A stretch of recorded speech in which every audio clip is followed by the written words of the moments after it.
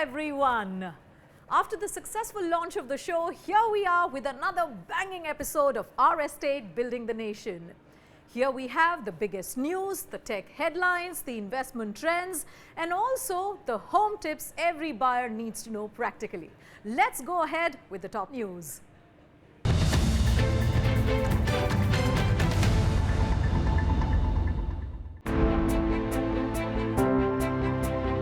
Noida's commercial real estate market is gearing up for a major leap. With Noida International Airport nearing completion, office demand in the region is accelerating sharply. A new report by Cushman & Wakefield shows that Noida recorded 3.3 million square feet of gross leasing between January and September of 2025. And by year end, this number is expected to climb up to 4.7 million square feet. The upcoming airport is emerging as the big catalyst, drawing corporates, global capability centers, and new age companies towards Noida's expanding business ecosystem.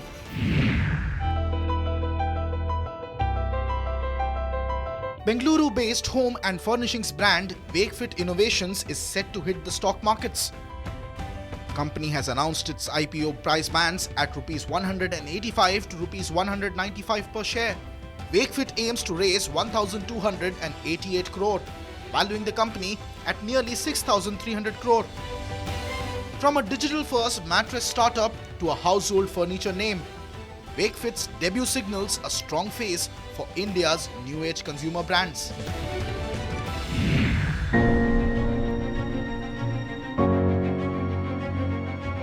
Mumbai's real estate momentum remains strong. Government data analyzed by Knight Frank India shows that city has registered over 12,219 property transactions in November, the highest for the month in more than a decade. This marks a 20% jump from November last year, when registration stood at 10,216. The surge reflects steady homebuyer confidence driven by infrastructure upgrades and sustained demand across segments.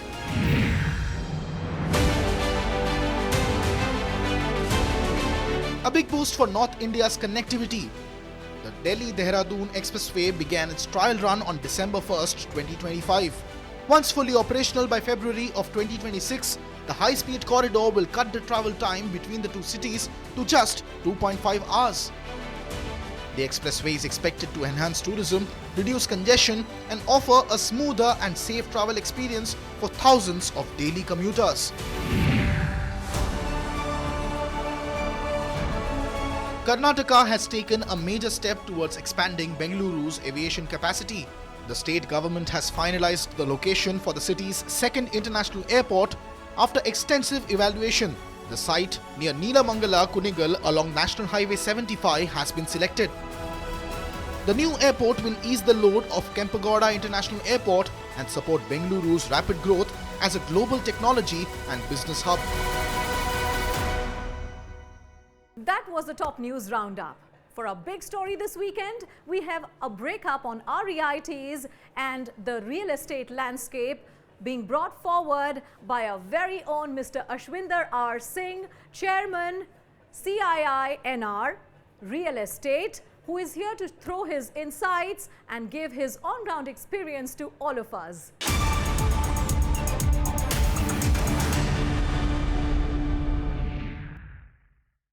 A lot of people ask me about REIT. Is it good to invest in REITs? Now, let me tell you, REIT is something which is a phenomenal investment product. REITs are the stock market gateway to real estate, offering not just liquidity, transparency, but stable yields without ownership hassles.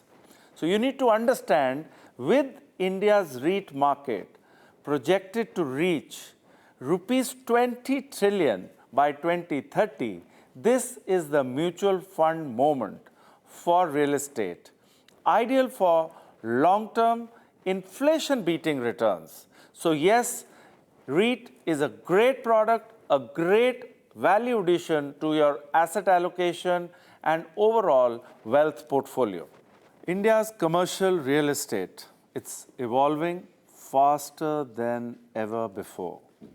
From offices and retail spaces to data centers and logistic hubs, the built environment is transforming in step with India's economy.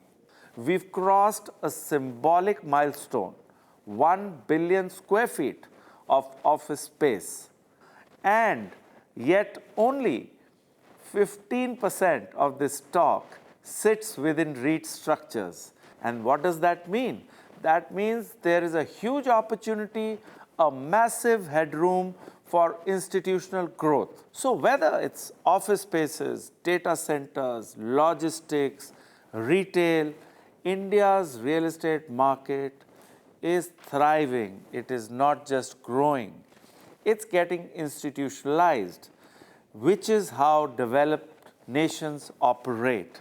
And that's what will define the next decade of trust, transparency, confidence, and transformation in Indian real estate market. REITs are going to redefine the growth of Indian real estate in the next 4 to 5 years, and is going to be a new asset class which will come along equity, debt, gold, and other personal finance instruments that we speak about on a day-to-day basis. That was a big story for this week. Next, we meet 3 childhood friends and founders of Unorthodox Designs who are redefining how spaces are experienced in Delhi-NCR. From commercial stores to homes, their thoughtful, minimalist designs turn every square foot into a story, blending style, function, and real estate value.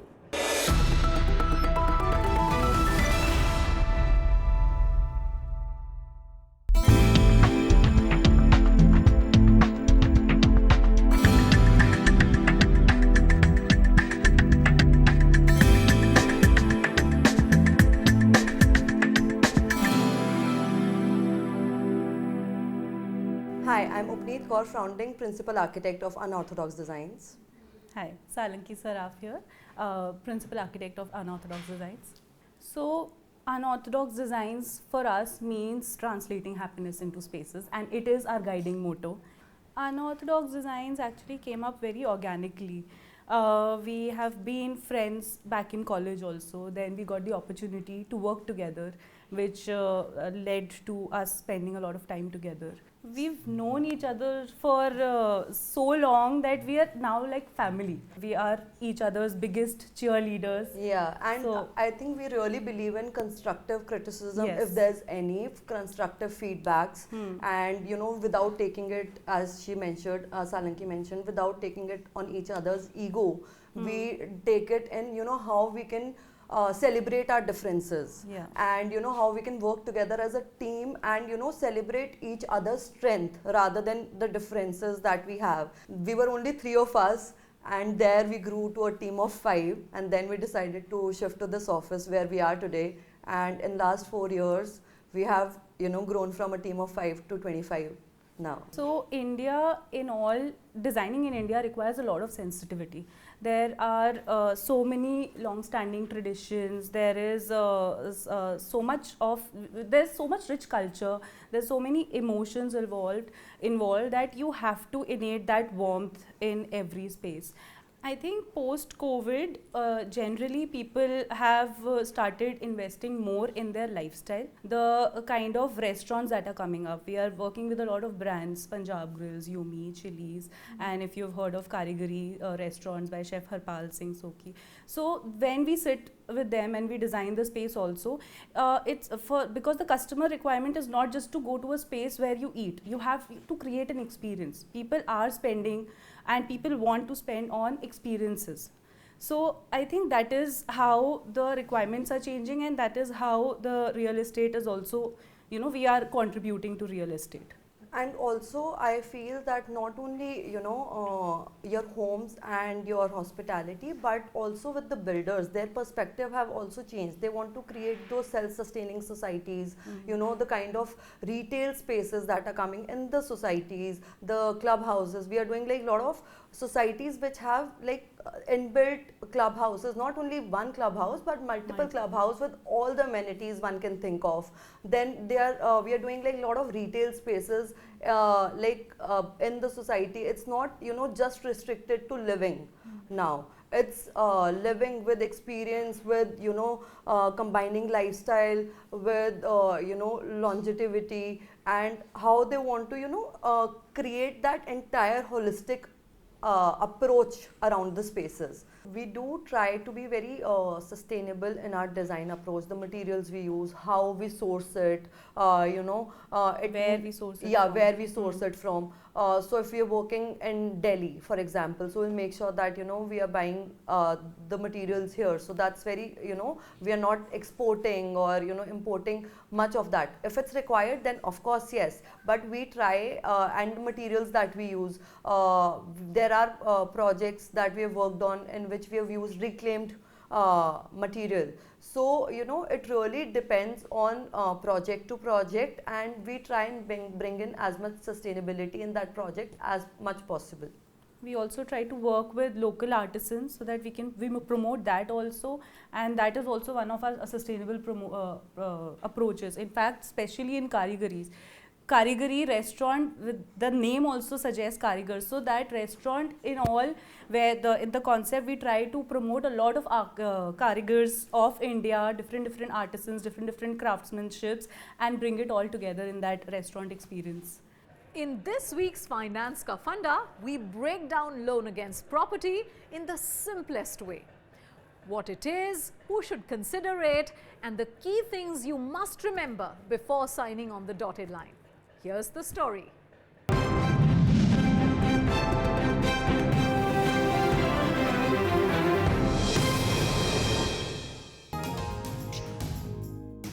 Running a business is tough. Long nights, rising costs, and constant tension about the next step. There comes a time when your business needs extra money. Banks don't approve easily. Investors want a share of your company, and you feel stuck. But the answer might already be with you: your own property. Your house or office is not just a place you own. It can help you get money when your business needs it. This is called a loan against property. You can get up to 80 to 90% of your property's value as a loan. The interest is lower, the EMIs are flexible, and you get more time to repay.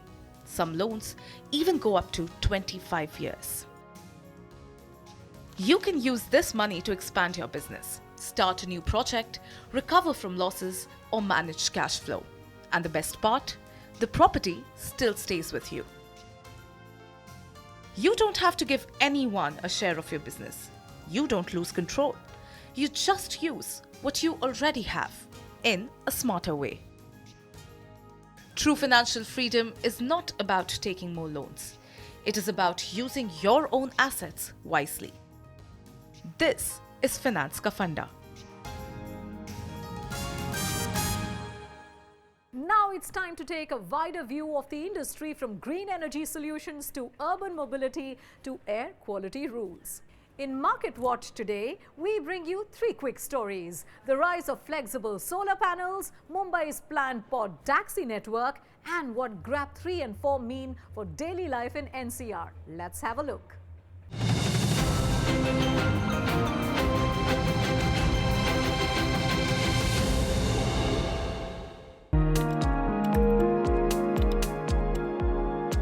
The future of solar isn't rigid anymore.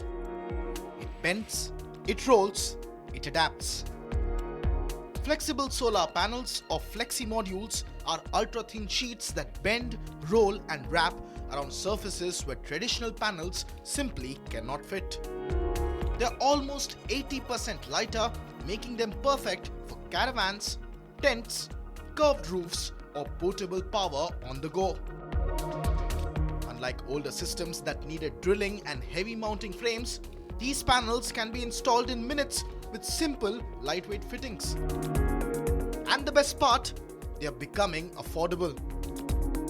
In India, Price ranges from as low as rupees 500 for small portable sheets to rupees 50,000 for larger installations. Flexible, portable and adaptable, these panels are redefining how India captures the sun.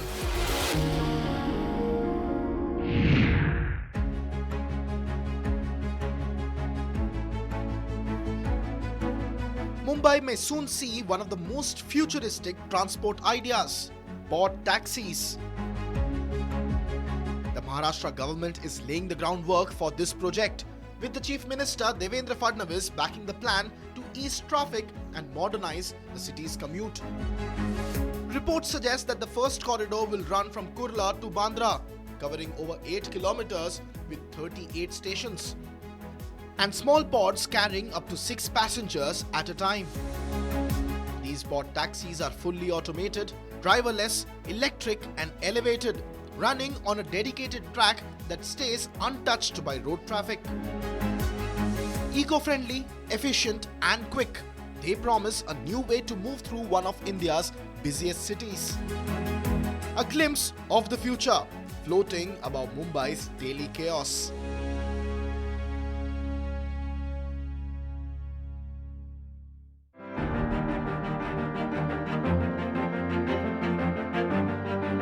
Mumbai's air has hit a breaking point.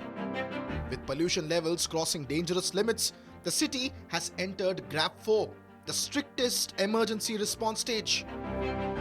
Areas in Mazgaon, Deonar and Malad have seen AQI numbers jump in the very poor and severe categories, from 300 to 400 and beyond.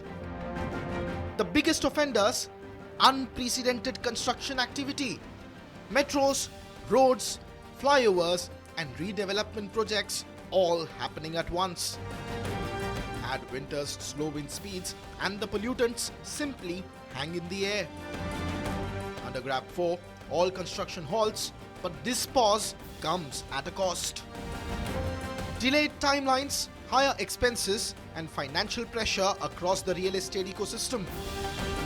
It's a tough moment for Mumbai, balancing growth with the urgent need to breathe cleaner air.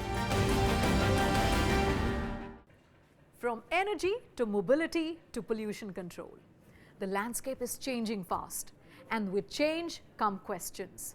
In this week's Legal Edge, Rhythm sits down with our legal expert Venkat to answer the most important questions sent in by our viewers. Whether you are buying, selling, renting or planning to invest, this segment is for you.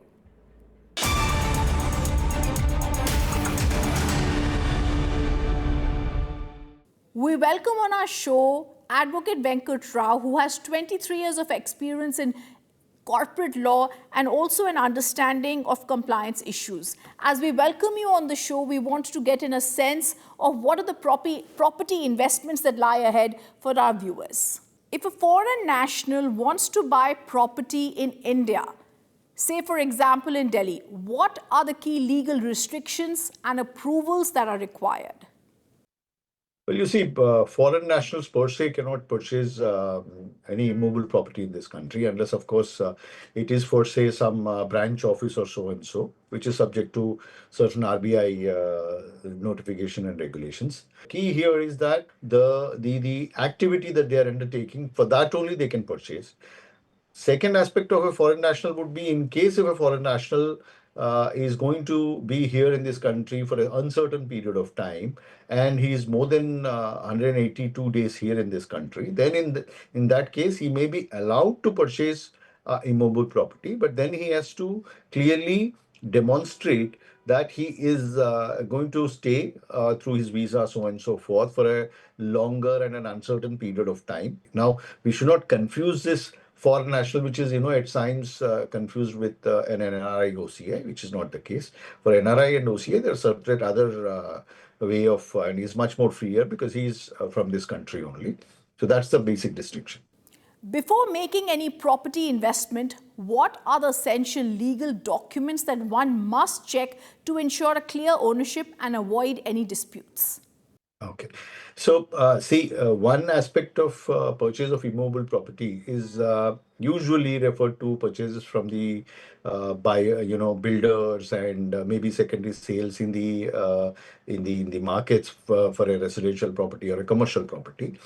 There, one aspect one has to take care of is the complete documentation chain. If he's buying a completed project, then the chain of the title, meaning you go to the sub-registrar, see how many, at least 30 years of ownership title therein, meaning thereby how long this property has been there in the name of the present owner, and how it has come through, what have been the sub-registrar's office entries with respect to the change in ownership, so on and so forth. Then you come to the aspect of, in case if it is from the builder under construction, so on and so forth. Then of course you see the aspect of builder himself itself, whether the builder is of repute. Then all the requisite approvals, the for the building plans, the project approvals, RERA registration, so on and so forth, and then come buy. So this is the two distinctions, by one from buying from the primary and then from the secondary markets. If a buyer takes a home loan or a loan against property, what legal safeguards should they know to protect themselves in case of default or dispute?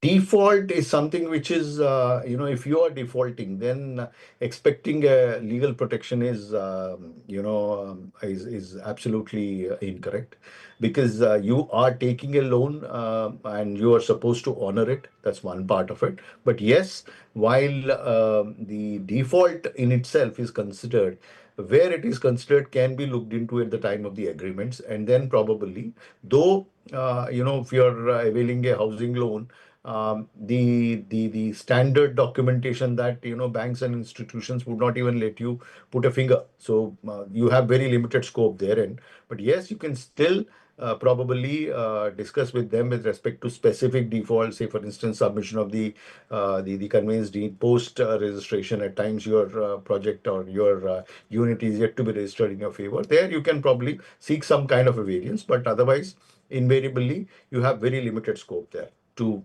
probably change anything as far as default is concerned. Disputes again arise out of these kind of misunderstandings only. And it is always better, as I said, you should be clear as to what kind of a loan you're taking, meaning thereby within housing loan also, as to what is the scheme under which you're taking, what is the interest rate, what are the other charges, which if you have to be very clear and seek that clarification, which reduces confusion and also probably disputes and, other litigations.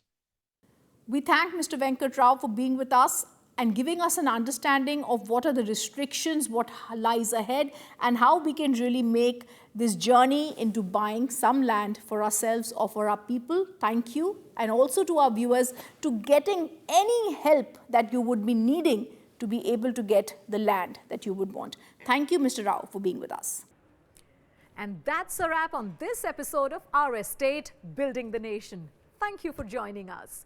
We'll be back next week with more exciting news, insights and stories from across India's real estate world. Until then, stay curious, stay informed and keep making smart property choices.